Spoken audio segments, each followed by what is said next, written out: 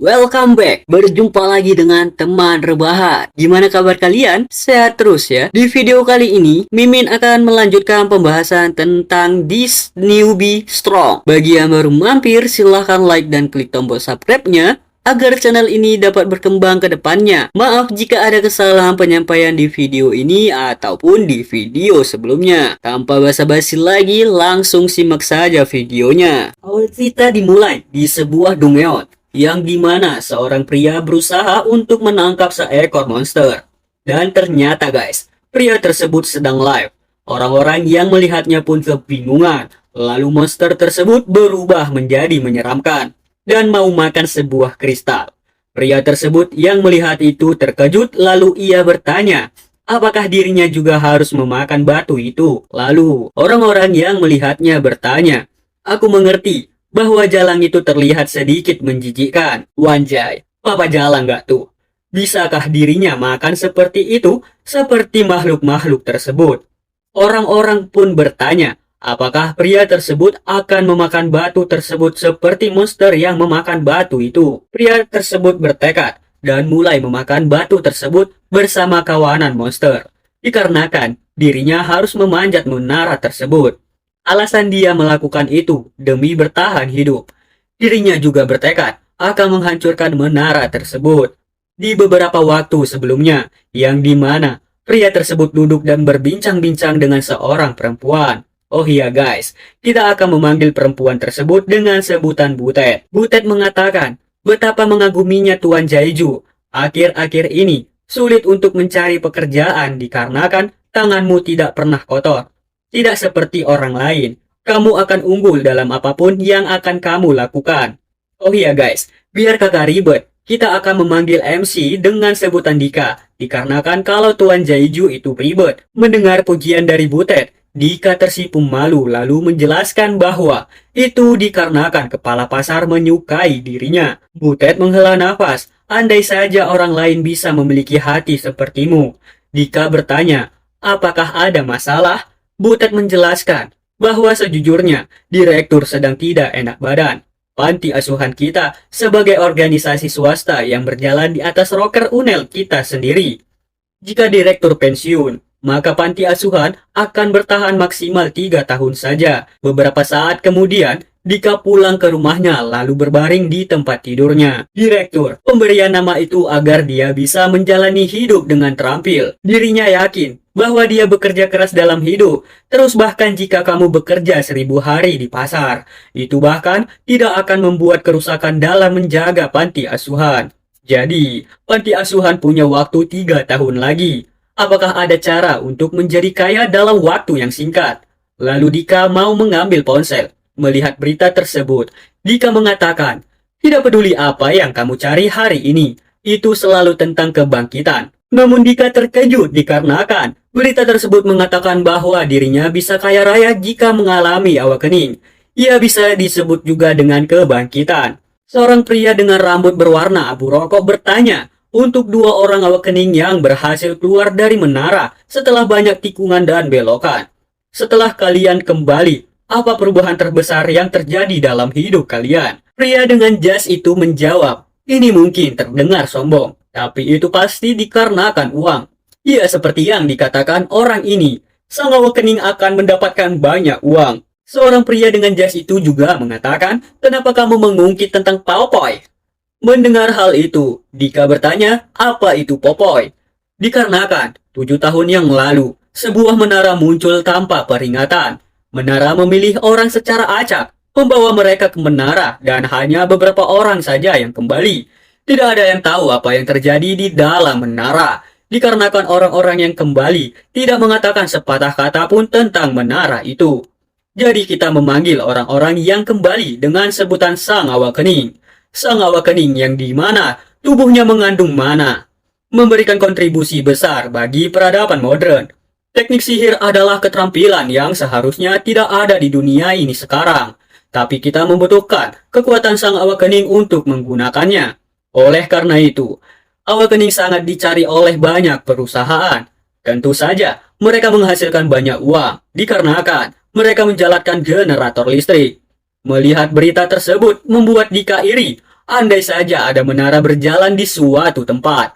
Namun tiba-tiba dirinya menerima pesan. Dirinya bertanya, apa ini? Lalu tiba-tiba muncul lagi sebuah notifikasi pesan. Dika bertanya, jenis file apa ini? Apakah dirinya di atas? Setelah itu, Dika mencoba untuk menghapus pesan tersebut. Namun, di saat Dika mau menghapus pesan tersebut, dirinya malah memencet pesan itu. Dika pun panik dan bertanya, bagaimana jika itu adalah file pernapasan? Mari kita matikan dayanya untuk saat ini. Namun tiba-tiba terdengar suara yang mengatakan, aku sudah streaming. Mendengar suara tersebut, dirinya merasa familiar. Dan ternyata guys, suara tersebut merupakan suara dirinya sendiri. Dika bertanya, apakah ini adalah dirinya? Dikarenakan wajah dan ucapan itu semua mirip dengan dirinya. Dika tidak ingat kalau dirinya melakukan ini. Jadi video apa ini? Tiba-tiba, seekor monster pun muncul. Dirinya bertanya, apakah itu Popoy? Dika yang melihat hal itu bertanya, bukankah itu yang mereka sebutkan di video sebelumnya? Popoy merupakan seekor monster yang suka memakan batu dengan giginya yang kuat. Melihat hal itu, Dika bertanya, ini tab apa? Apakah monster ini bernama Popoy? Apakah itu sebabnya pria itu berhenti membicarakannya? Jika kamu perhatikan baik-baik, ada banyak tab seperti ini. Itu memberinya informasi tentang dan memberitahuku cara untuk pergi. Setelah melihat hal itu, Dika berpikir bahwa video tersebut merupakan video masa depan yang dirinya merampok menara. Bisa nggak opening tidak berbicara tentang menara? Jadi tidak ada informasi atau strategi untuk menara. Tapi semua itu ada di tanganku. Hanya milikku dan milikku saja. Portal terbuka 2 tahun kemudian. Jadi dirinya harus memulai dalam kondisi yang lebih baik daripada yang dirinya lakukan di video tersebut. Membersihkan menara akan menjadi lebih mudah jika dirinya mempelajari video tersebut. Jadi dirinya memutuskan akan menyerang menara. Setelah itu, dirinya berlutut dan berdoa pada langit dan bumi. Tolong biarkan portal keluar hari ini. Dan dirinya berhenti dari pekerjaannya bulan lalu. Dikarenakan dirinya butuh uang. Namun beberapa saat kemudian, Dika berpikir, apakah semua video itu hanya kesalahpahaman? Tidak mungkin, ucapnya. Jika video hanya kesalahpahaman, maka panti asuhan kita akan berhenti dalam waktu 3 tahun. Dika menjadi kesal, dikarenakan dirinya mulai gugup, dan dirinya tidak tahu waktu yang tepat. Apakah dirinya harus melakukan peregangan di saat ini? Beberapa saat kemudian, tiba-tiba saja sebuah portal muncul di hadapannya. Melihat hal itu, membuat Dika terkejut. Bahkan jika kamu tidak memanggilnya, aku bakal tetap pergi. Dan tiba-tiba, sebuah panel sistem muncul. Melihat hal itu, Dika mengatakan dalam hati, akhirnya, aku bisa pergi ke menara. Jadi tunggu aku direktur. Lalu Dika melihat panel sistem tersebut, dan Dika pun memilih kesulitan high. Tidak lama kemudian, Dika terbangun dari tidurnya, lalu Dika bertanya, di mana dirinya? Dika tersadar bahwa itu dirinya dari video. Tiba-tiba muncul pemberitahuan sistem panel. Melihat hal itu, Dika pun bertanya bahwa dirinya tidak membawa sebuah ponsel. Dikarenakan Dika mau mengecek videonya. Ya terserah, mungkin akan baik-baik saja. Dirinya melihat mereka berulang-ulang selama 2 tahun berturut-turut. Bagaimanapun, itu harusnya ada di sini sekarang. Di lantai 1 yang dimana para peserta diberikan waktu 1 jam sebelum sidang dimulai. Selama 1 jam itu, para peserta harus berkomunikasi dengan pemirsa dan menerima koin dari mereka. Penonton awakening lainnya yang tersisa di menara dari daftar aliran, mereka bergabung dalam aliran berperingkat lebih rendah untuk mensponsori mereka. Alasannya adalah koin. Setiap kali streaming yang disponsori oleh penonton naik ke lantai, sponsor tersebut akan mendapatkan atau mungkin menerima koin. Atau jika tidak, penontonnya hanya bosan. Tidak lama kemudian, Dika mendapatkan pemberitahuan atau notifikasi bahwa salah satu penonton yang bernama Cintanim telah memasuki channelnya. Melihat hal itu, Dika memberikan ucapan selamat datang kepada penontonnya. Cinta bertanya bahwa dirinya belum pernah melihat Dika sebelumnya, dan setidaknya dia tidak malu seperti orang lain. Dan sistem panel memberitahu bahwa 1 koin telah disponsorin oleh The Love Name. Dika pun berterima kasih karena telah menjadi sponsornya. Jadi dirinya akan menggunakan koinnya di toko. Dika berpikir bahwa dirinya harus membuat kesan yang baik. Mendengar hal itu, Cinta bertanya, "Jadi kamu sudah menemukan tokonya? Kamu cukup cepat. Jadi aku suka itu." Dika senang dikarenakan Dika menonton videonya sebelumnya. Lalu Dika berterima kasih banyak kepada Cinta. Cinta bertanya, "Di mana kamu akan menggunakan koinnya?" "Sepertinya aku harus menunggu sekarang." Dikarenakan dirinya merasa tidak nyaman menggunakan koin saat ini. Karena dirinya tidak tahu musuh apa yang akan aku hadapin di persidangan. Mendengar perkataan dari Dika, Cinta mengatakan bahwa dirinya telah menemukan seseorang yang layak. Nah guys, maksud dari Cinta adalah dunia telah menemukan seseorang yang benar-benar layak untuk diikutinya, atau bisa juga Cinta menemukan saluran siaran yang cocok untuk ditontonnya. Dika kembali berterima kasih dikarenakan telah mengikutinya. Bagus, ucapnya. Dirinya tidak menyangka bahwa dia akan mendapatkan pengikut dari pemboros besar sedini ini. Tidak lama kemudian, Cinta pun berpamitan dikarenakan dirinya akan pergi menonton beberapa anak lain. "Jadi sampai jumpa," ucap Cinta. Lalu Dika melambaikan tangannya dan mengatakan bahwa dirinya akan melihatmu lagi. "Ini adalah awal yang baik. Jika aku terus seperti ini, aku bakal mungkin mendapatkan hadiah pengikut segera. Menurut aturan sistem menara, setelah kamu mengikuti seseorang, kamu tidak dapat mengikuti orang lain kecuali kamu berarti mengikuti orang yang sudah kamu ikuti. Selain itu, untuk setiap 100.000 pengikut, kamu akan menerima hadiah khusus yang sangat membantu untuk pendakian menara." Lalu Dika membuka sistem panel tersebut. Dika melihat bermacam-macam komentar. Jadi admin, dia mengawasi dan mengendalikan menara. Itu dikarenakan admin informasi tentang menara tidak bisa bocor keluar. Alasan saat Awakening tidak berbicara tentang menara bukan untuk memonopoli, tapi dikarenakan admin menutup paksa mulut para Awakening. Nah, sebelum aku menonton videonya, aku juga mengira seorang Awakening itu sengaja menyembunyikannya. Lalu Dika melihat sistem panel. Oh, sudah hampir waktunya. Lalu Dika melambaikan tangannya dan berkata, "Hyung Nimdul, aku akan bersiap-siap sekarang." Sementara itu, maafkan aku karena tidak dapat melihat obrolan. Para penonton bertanya, apakah dia menunjukkan perhatian kepada kita? Sembari tertawa terbahak-bahak. Ada pemula yang sudah khawatir tentang berkomunikasi dengan pemirsa. Di sisi lain, user yang bernama The Love Nim telah memasuki siaran dan mengatakan bahwa dirinya sudah kembali. Dan tiba-tiba, sistem pemberitahuan mengatakan bahwa sisa waktu sudah habis. Jadi hilanglah semua musuh yang muncul. Panel pemberitahuan tersebut muncul dan Dika bertanya apa yang bisa keluar. Mungkinkah?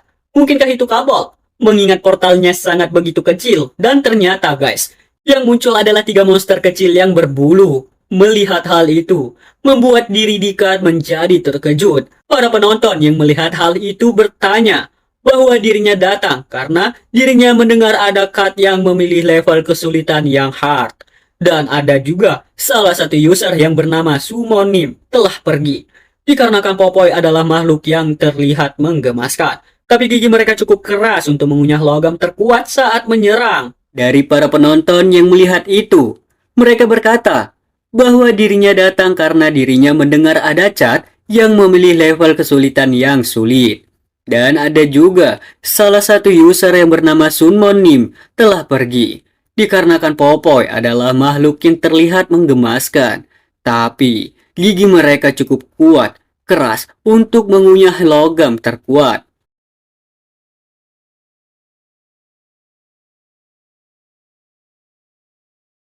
Saat menyerang, giginya menyerupai gergaji, dan mereka sangat sensitif terhadap aroma darah spesies mereka sendiri. Mereka mahir menemukan dan menyerang pelaku yang membunuh jenis mereka. Para penonton yang melihat hal itu mengatakan bahwa dirinya sudah melihat apa yang tidak ingin dirinya lihat dari lantai pertama. Lalu, beberapa penonton pergi meninggalkan saluran milik Dika. Reaksi semacam ini tidaklah dramatis. Setiap pemirsa telah menemukan Popoy setidaknya sekali. Mereka mungkin banyak berjuang. Dika pun bertanya, apakah sesuatu ini berbahaya?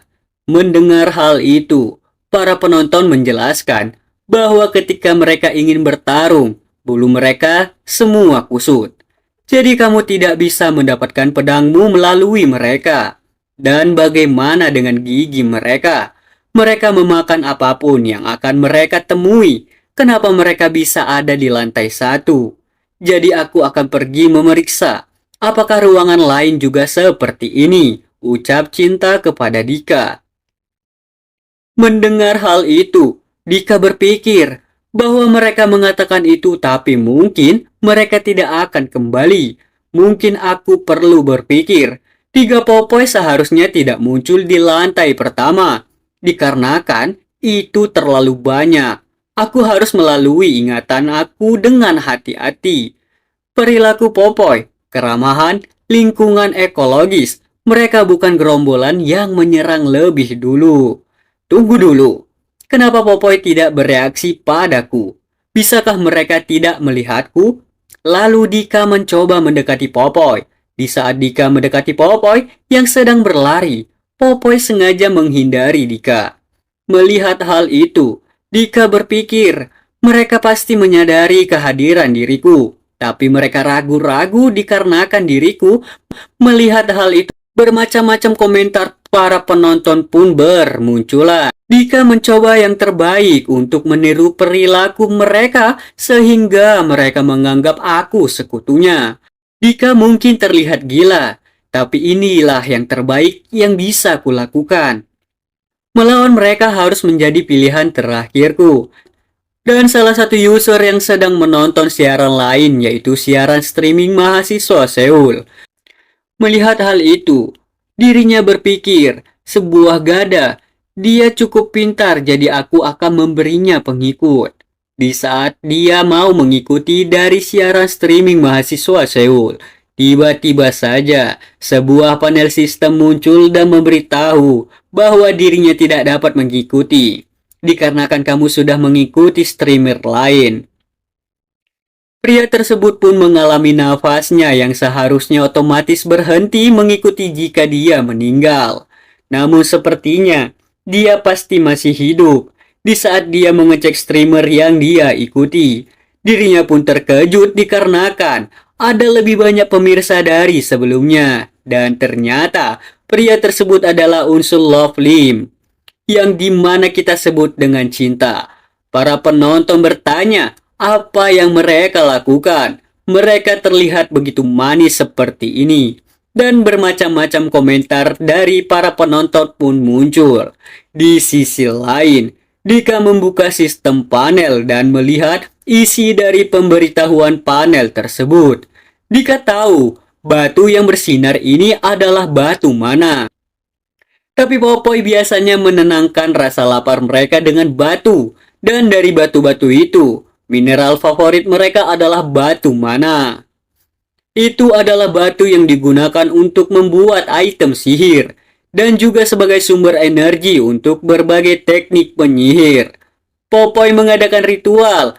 Mereka sendiri setiap kali mereka menemukan makanan yang langka.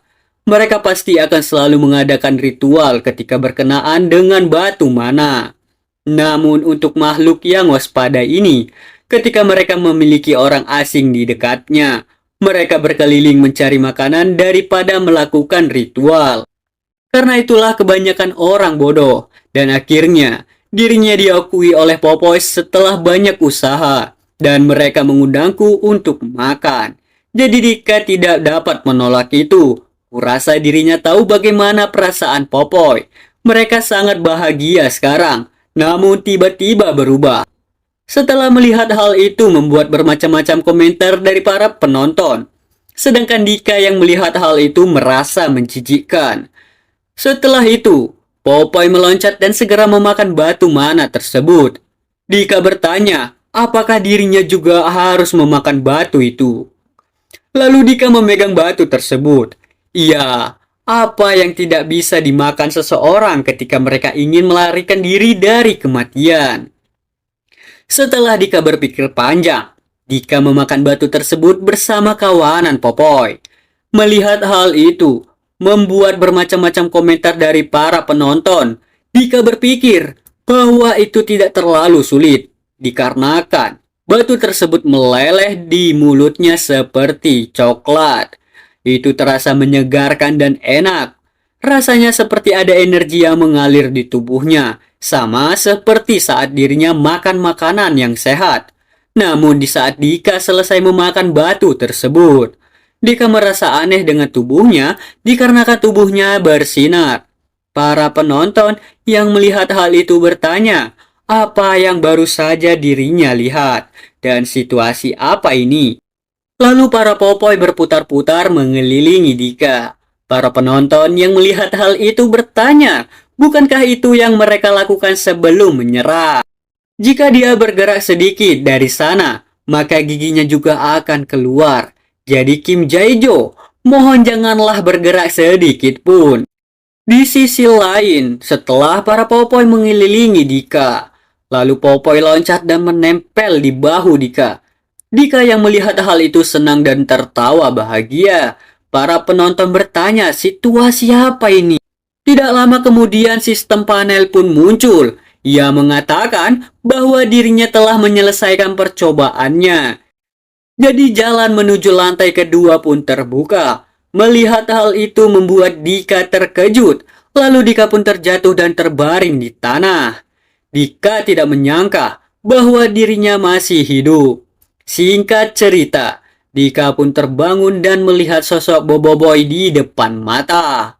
Wow, Boboiboy nggak tuh? Harusnya bukankah itu Popoi? Hahaha.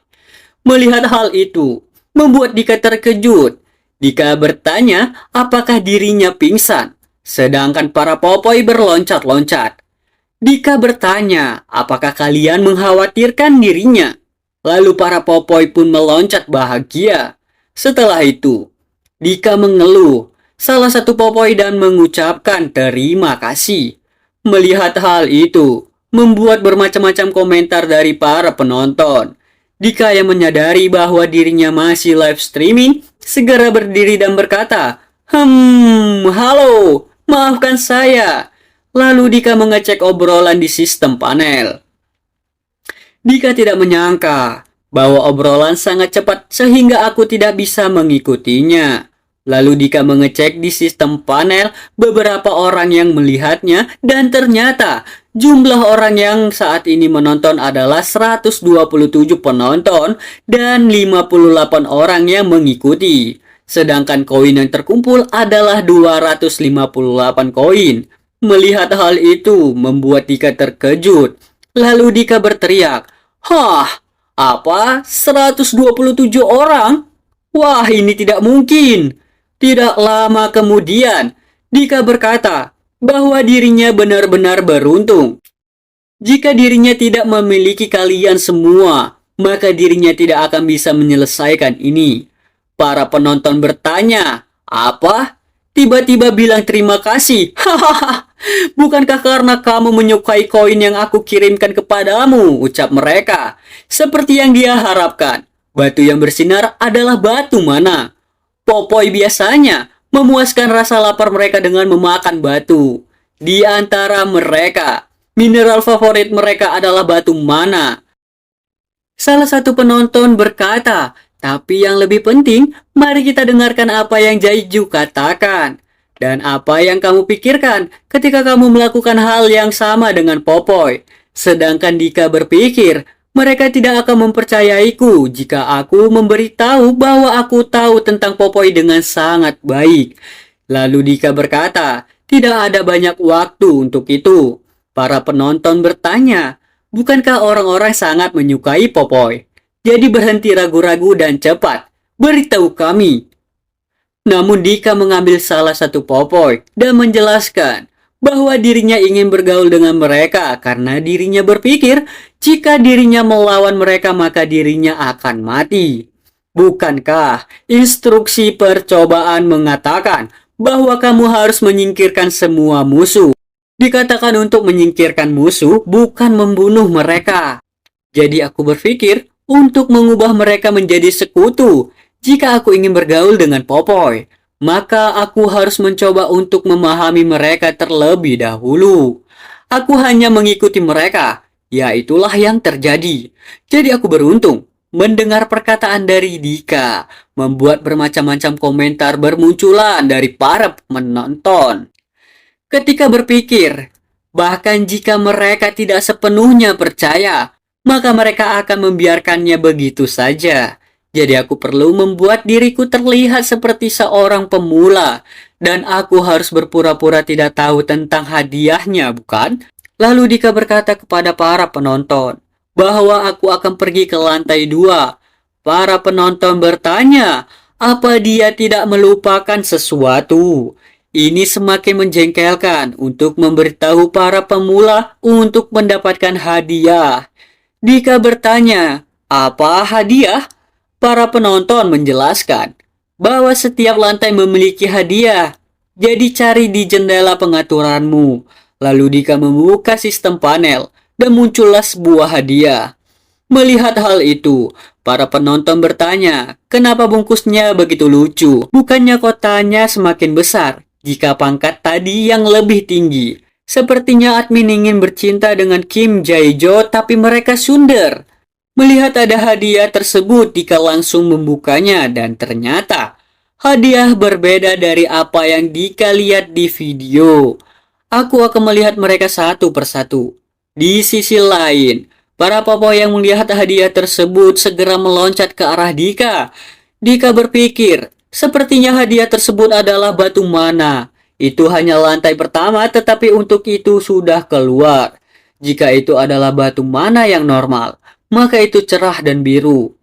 Jika itu berwarna putih, jadi permisa belum menyadarinya. Batu mana dapat dibeli di pasar bebas lantai 10. Tapi ini terlalu berharga untuk diberikan kepada Popoy. Itu barang mahal senilai 5.000 koin.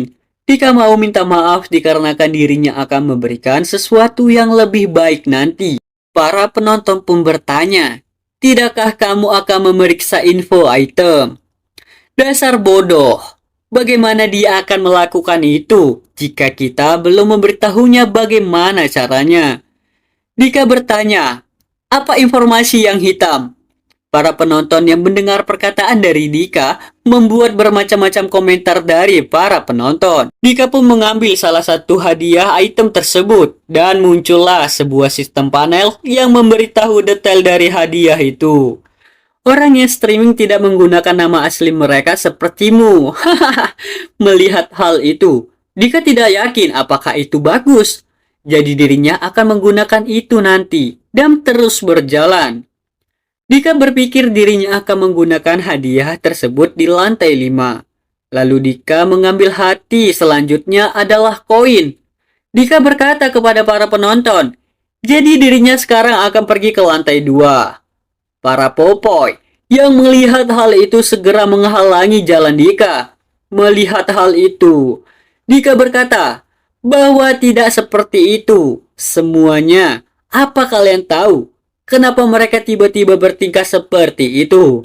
Di saat Dika mengikuti para Popoy, tiba-tiba saja Popoy menunjukkan tarinya dan segera memakan dinding batu tersebut. Melihat hal itu, membuat bermacam-macam para komentar para penonton.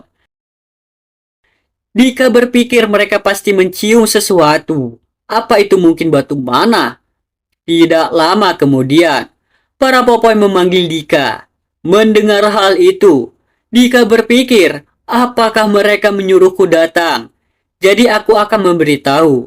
Lalu Dika berkata kepada para penonton Hyung Nim, aku akan pergi mengikuti para Popoy. Lalu Dika mengikuti terowongan tersebut dan berpikir bahwa ini lebih kecil dari yang dia kira.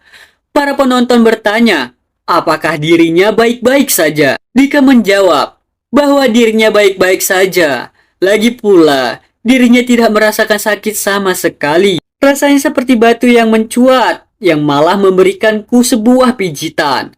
Para penonton bertanya, kapan kamu akan ke sana? Jadi cepatlah. Jika kamu merasakan kesakitan, maka kembali saja sekarang. Mendengar hal itu, Dika menjawab bahwa dirinya akan cepat-cepat ke sana.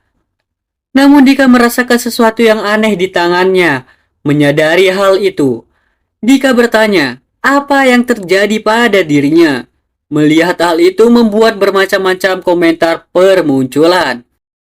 Dika berpikir bahwa itu perasaan yang sama yang dirinya rasakan ketika memakan batu mana. Popoi mulai bersinar setelah memakan batu mana. Itulah yang terjadi sekarang, bukan? Dika berkata bahwa dirinya akan melanjutkannya dulu. Tentu saja. Aku tahu ini adalah kekuatan kesatria. Lantai 5 juga disebut ruang ganti pekerjaan. Di sana, pengguna akan memutuskan jalan mereka. Seorang kesatria berspesialis dalam pertempuran jarak dekat dengan fisik yang sangat kuat, sedangkan seorang penyihir berspesialis dalam berbagai macam sihir di utilitas. Bahkan kamu bisa menjadi mech engineer yang berguna di mana saja. Kamu hanya dapat memilih 1 dari 3. Selain itu, ada juga pekerjaan khusus non-tempur, tapi mereka tidak terlalu populer karena tidak begitu berguna selama percobaan. Kekuatan yang sedang aktif sekarang mirip dengan kekuatan seorang ksatria yang memperkuat tubuh mereka melalui aura mereka yang ada di dalam tubuhnya. Tidak lama kemudian, Jaiju pun tiba di tempat Popoi berada. Para penonton yang melihat hal itu bertanya, sepertinya mereka menemukan sesuatu untuk dimakan. Jadi cepatlah ambil. Melihat hal itu, Jaiju bertanya, apa itu? Dan ternyata itu adalah sebuah kalung dan juga bisa disebut sebagai item. Para penonton bertanya, bukankah itu kalung yang sering mereka lihat sebelumnya? Para Popoi pun kesal dikarenakan Jaiju mengambil item tersebut. Lalu Jaiju melihat sistem panel dan ternyata kalung yang dikatakan membawa keberuntungan hanya dengan memakainya di leher. Setelah menyelamatkan pengguna dari kematian, maka kalung tersebut akan hancur dengan sendirinya dan ranking item tersebut adalah langka. Melihat statistik dari kalung tersebut, membuat bermacam-macam komentar pun bermunculan dari para penonton. Jadi dirinya dapat mengatakan bahwa itu bagus hanya dengan melihatnya. Dikarenakan dalam video tersebut, Kim Jaiju menggunakan kalung jimat tersebut di lantai 15 dan berhasil selamat. Itu adalah item yang harus bisa diperoleh seseorang setelah lantai 10. Masalahnya adalah aku melakukan ini terlalu dini. Tidak lama kemudian, sistem panel muncul dan memberitahu bahwa pengguna cinta telah menyumbangkan 10 koin untukmu. Jadi pakailah untuk sekarang. Melihat reaksi dari para penonton membuat Jaiju senang dikarenakan perhatian mereka telah dialihkan ke sana. Terima kasih The Love Name. Jadi aku akan membawa ini di leherku. Tetapi aku akan meletakkannya di bawah bajuku sehingga tidak menarik perhatian dari penonton. Jaiju mengatakan bahwa dirinya akan kembali ke portal sekarang. Jaiju berjalan ke arah portal bersama kawanan Popoi. Jaiju bertanya, apakah kalian benar-benar akan ikut dengan diriku? Dikarenakan terlalu berat untuk meninggalkan kalian, jadi ayo pergi bersamaku. Melihat hal itu membuat bermacam-macam komentar bermunculan dari para penonton. Tidak lama kemudian, Jaiju keluar dari portal. Lalu Jaiju melihat sebuah tulisan kuno. Dan sebuah sistem panel pun muncul. Ia memberitahu bahwa ingat darah yang ditumpahkan oleh mereka yang disebut sebagai pahlawan.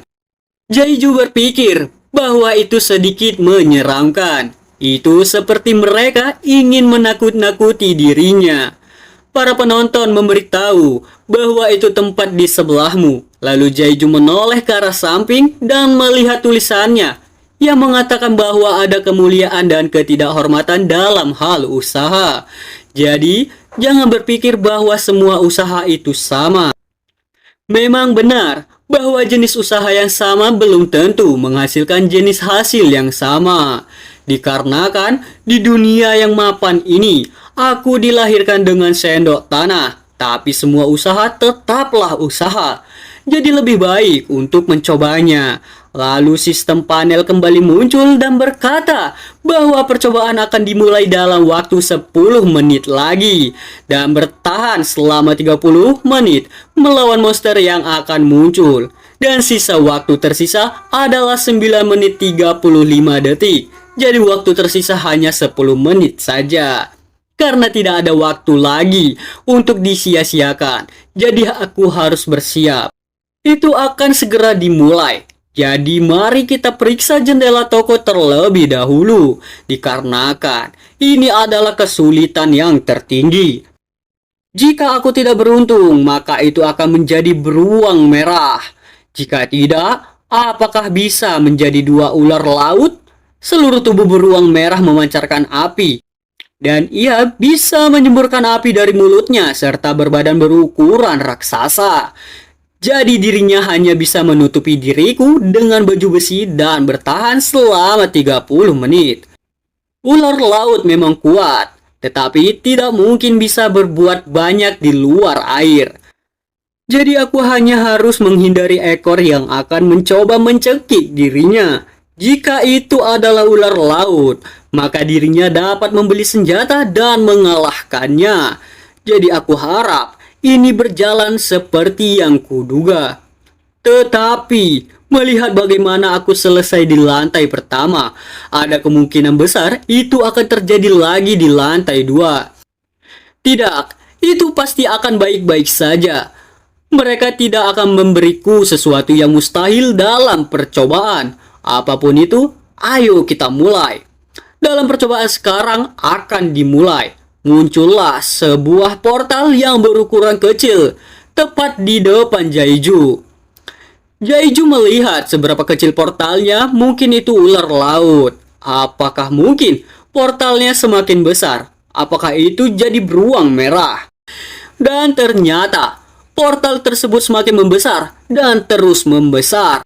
Melihat portal tersebut, Jaiju terkejut dikarenakan portal tersebut semakin membesar. Apakah itu? Ucap Jaiju. Itu tidak mungkin. Dan ternyata yang keluar dari portal adalah sebuah kura-kura besar, yaitu kura-kura naga. Para penonton bertanya, kenapa ini muncul di sini? Jadi aku bertanya-tanya, mengapa mereka memberi kalung jimat di lantai pertama? Jaiju benar-benar berharap itu tidak akan terjadi, tetapi itu terjadi pada akhirnya. Sekarang aku hanya punya 292 koin. Lalu Jaiju men-check out sebuah kapak dari sistem panel. Panel yaitu kapas satu tangan, reda dan berperingkat grade rare. Rare sebuah mahakarya yang dibuat oleh pengrajin ahli pertempuran besi merah. Dagang dan bila keduanya dibuat dari satu bagian untuk stabilitas yang lebih besar. Dan biayanya telah digabung dengan mitril sehingga kualitas permanen bilahnya meningkat.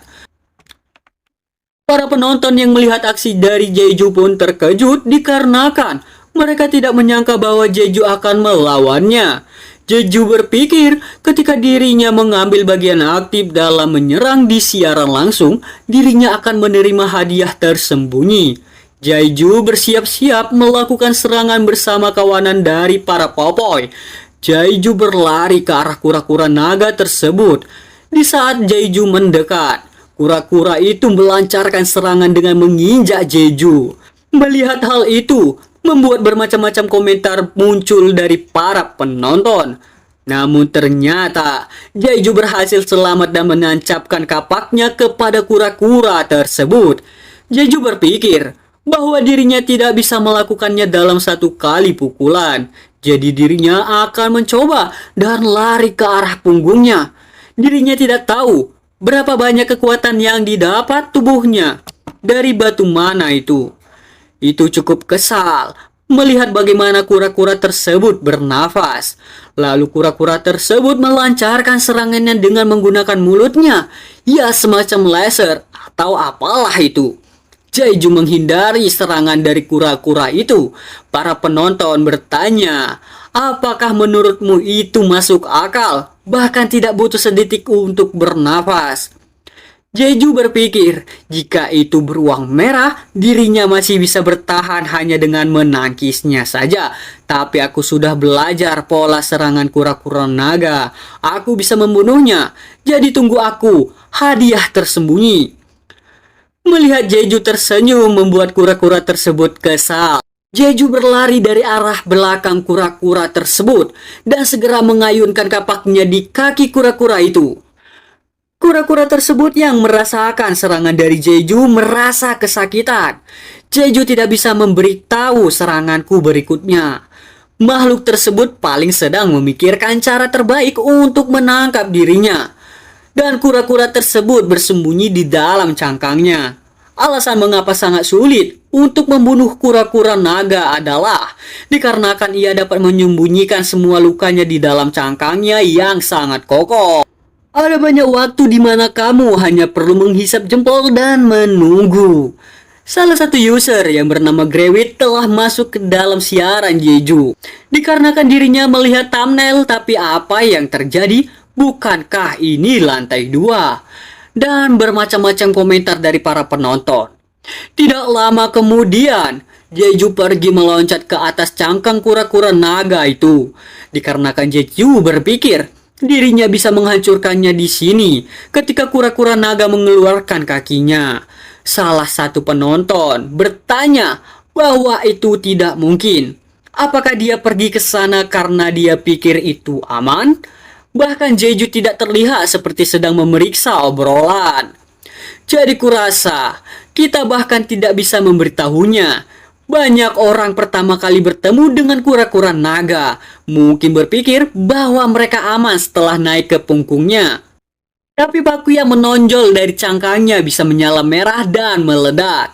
Dan kemudian paku tersebut menghilang. Jadi dirinya harus menemukan titik lemahnya. Dan sistem panel muncul, memberitahu bahwa dirinya telah menerima 10 kontra dari pengguna Love, yaitu catatan suara elektronik. Loveni memberitahu bahwa paku di punggungnya akan meledak, jadi turun dari sana, ucapnya. Melihat hal itu, membuat bermacam-macam komentar bermunculan. Tidak lama kemudian, Jeju menemukannya. Pada ukuran tersebut itu akan sangat lemah. Lalu Jeju bersiap-siap untuk menyerang paku tersebut. Dan akhirnya paku tersebut berhasil ditebasnya.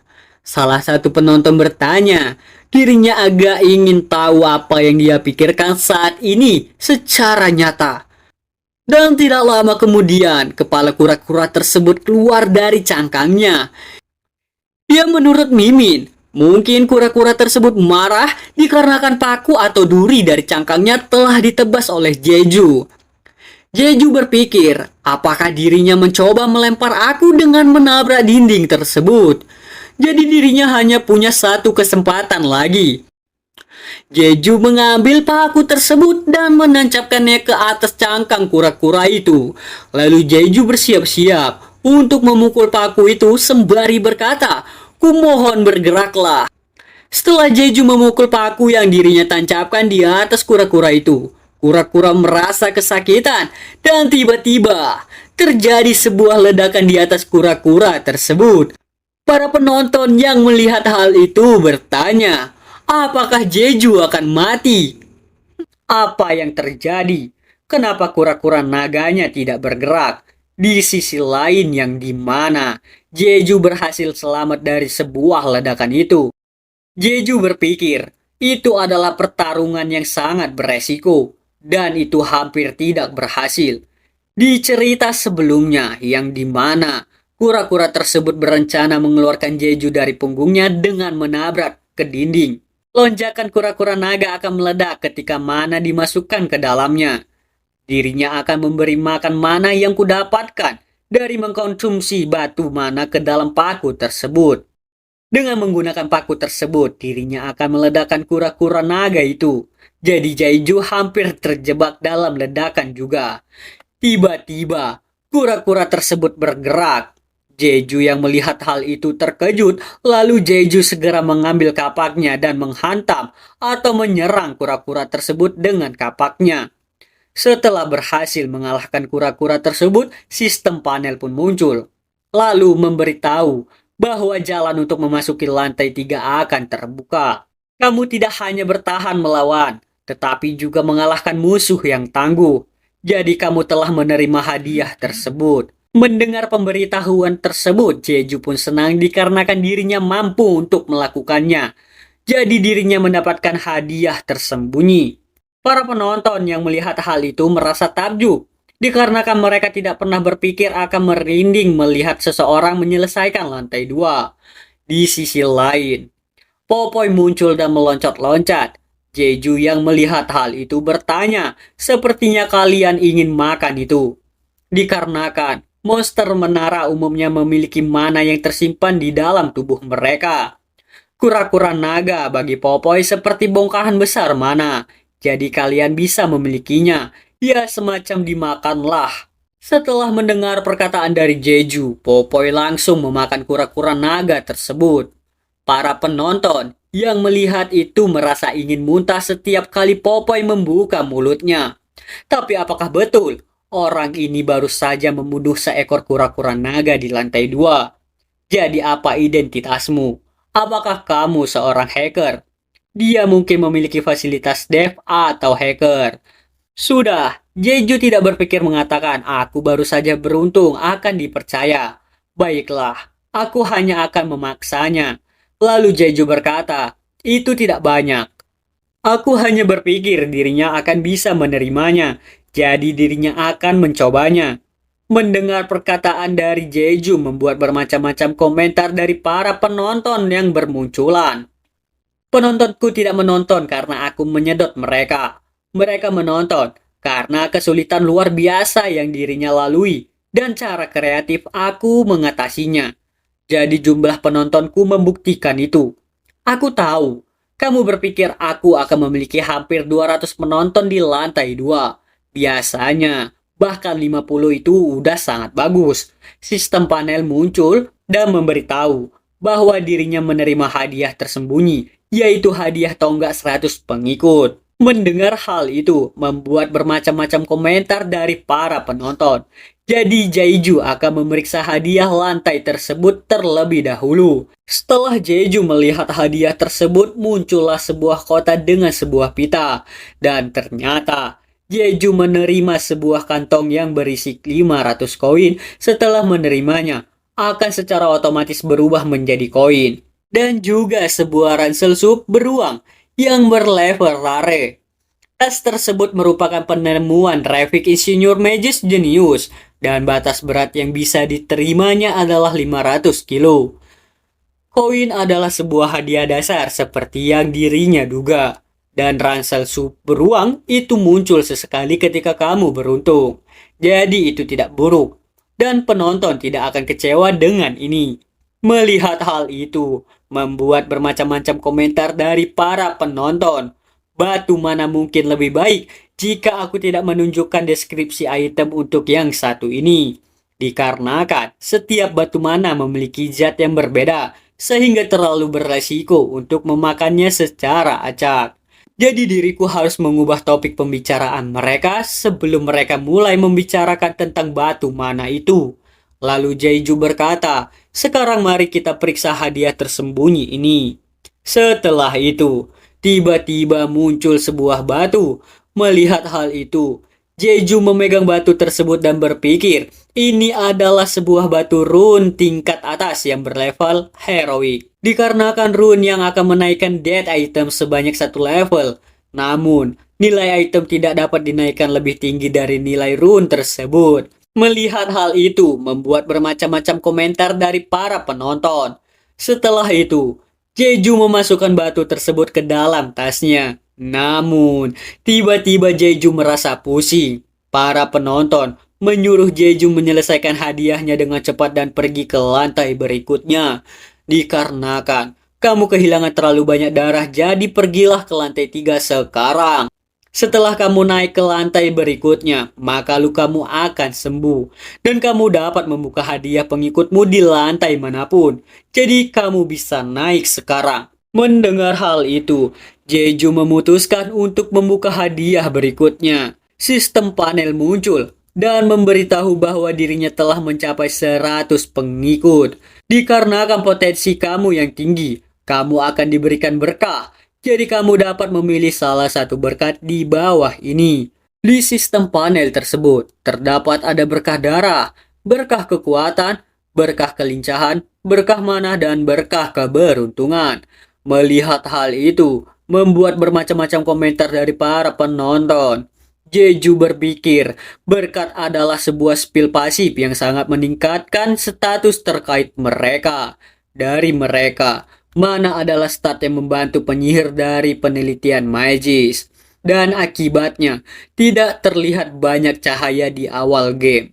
Setelah itu, itulah penyebabnya. Obrolan tidak menyebutkannya sebanyak itu, tetapi dirinya akan pergi dengan ini. Nah guys, di sini Mimin akan menjelaskan bahwa hijau memiliki berkah mana, dikarenakan tidak seperti penyihir dan kesatria yang kuat sejak awal. Studi tentang sihir penuh dengan gundukan dan misteri bahkan sejak awal. Tidak peduli seberapa keras kamu belajar.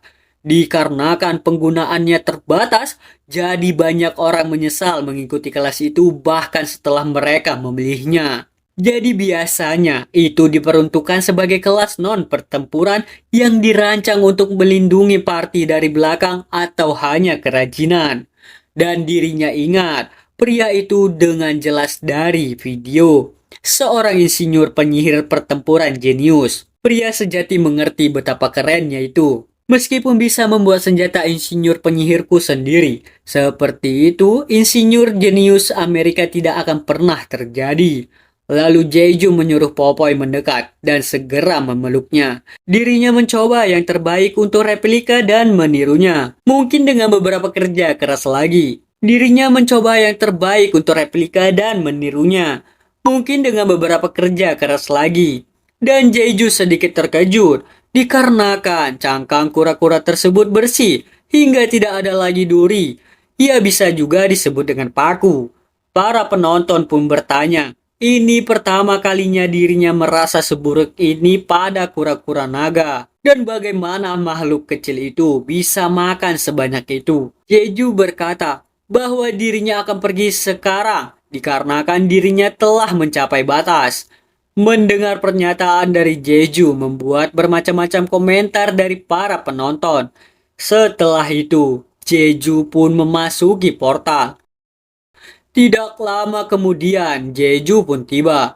Ya di sini Mimin tidak tahu ini di mana, tapi di sini macam ada banyak patung, seperti semacam museum begitu. Kita lanjut aja ke ceritanya. Jeju yang melihat hal itu senang dan gembira dikarenakan semua memer yang ada pada dirinya benar-benar menghilang. Melihat hal itu, membuat bermacam-macam komentar dari para penonton. Namun tiba-tiba, sistem panel muncul. Sistem panel memberitahu bahwa percobaan ketiga akan segera dimulai. Dan tempat tersebut adalah Taman Dewa Kuno yang terlupakan. Wali yang sudah lama tertidur di tempat ini akan mengujimu. Menang dalam pertempuran melawan Guardian. Waktu tersisa sampai pertarungan adalah 9 menit 47 detik. Kamu harus berhati-hati. Jika kamu meninggalkan area taman gunung, maka kamu akan terjebak secara permanen di lantai 3 ini. Jeju berpikir lantai 1 dan 2 jauh lebih sulit dibandingkan dengan videonya. Tapi lantai 3 sepertinya sangat mirip. Para penonton yang melihat hal itu berkata bahwa deskripsinya cukup spesifik. Dikarenakan lantai pertama dan kedua hanya untuk menyingkirkan yang lama. Jika lantai 3 memiliki kesulitan yang sama, namun tiba-tiba muncul sebuah portal kecil. Dan ternyata yang keluar dari portal tersebut adalah sebuah laki-laki. Yang dimana laki-laki tersebut berkata, terima kasih atas 10 koin donasinya. Semuanya, dirinya telah berhasil tiba di lantai ini. Jeju yang melihat hal itu terkejut dan berkata, mungkinkah itu kesulitan yang sama? Karena ini adalah percobaan di mana aku harus bekerja sama dengan orang lain. Pria tersebut bertanya, ada orang? Jeju berpikir, apakah kesulitannya sama? Karena aku harus bekerja sama dengan orang lain dalam trial. Atau bisa juga dengan sebutan percobaan. Laki-laki tersebut yang melihat Jeju berkata, halo, sembari melambaikan tangan. Jeju yang melihatnya berpikir bahwa lelaki tersebut gemetar dikarenakan mungkin lelaki tersebut telah terlalu banyak bertarung di lantai 2. Lalu Jeju bersalaman dengan laki-laki tersebut dan mengucapkan, "Halo." Oh iya guys, biar kagak ribet, kita panggil saja lelaki itu dengan sebutan Kedor. Kedor bertanya, "Apakah kamu seorang streamer?" Jeju menjawab, "Itu benar." Dan apakah kamu memiliki waktu yang sulit? Mendengar pernyataan dari Jeju, Kedor melepaskan tangan Jeju dan meminta maaf. Jeju berpikir bahwa itu masuk akal karena ini pertama kalinya bertemu dengan manusia lain di menara. Kedor menangis dikarenakan dirinya tidak punya pengalaman apapun. Melihat hal itu membuat bermacam-macam komentar bermunculan dari para penonton. Kedor bertanya siapa namanya, di mana rumahnya, dikarenakan dirinya bernama Han Yeon Sho. Jeju berkata bahwa dirinya bernama Kim Jae-ju. Kim Jae-ju, itu nama yang unik. Lalu Kedor bertanya, "Makhluk di kepala dan di bahumu, apakah mereka disebut Popoy?" Jeju berkata, "Apakah para penonton mengajarimu?" Kedor menjelaskan bahwa penonton menjadi gila dan mereka bertanya, "Mengapa Popoy ada di sini?" Jeju menjelaskan, akhirnya seperti ini setelah lantai 1. Mendengar pernyataan dari Jeju membuat bermacam-macam komentar dari para penonton. Namun tiba-tiba tanah bergetar dan patung-patung yang di depan mereka tiba-tiba mulai bergerak. Jeju yang melihat hal itu berkata, "Mari kita selesaikan bicaranya nanti." Jeju berpikir, jika kesulitan lantai 3 sama, maka kelemahan Guardian akan sama. Patung Guardian di lantai 3. Orang-orang sering mengatakan percobaan yang sebenarnya dimulai dari sini. Tingkat kesulitan rendah berarti satu patung, sedangkan ini adalah dua patung. Jika dua patung itu adalah kesulitan tinggi, tetapi jika kamu tidak menjatuhkan keduanya secara bersamaan, maka yang jatuh akan mulai hidup lagi. Melihat hal itu, membuat bermacam-macam komentar dari para penonton bermunculan. Oke, sekian dulu video dari kami. Bagi kalian yang suka dengan video ini, jangan lupa tinggalkan like dan komen, serta nyalakan lonceng notifikasinya. See you next video and bye-bye.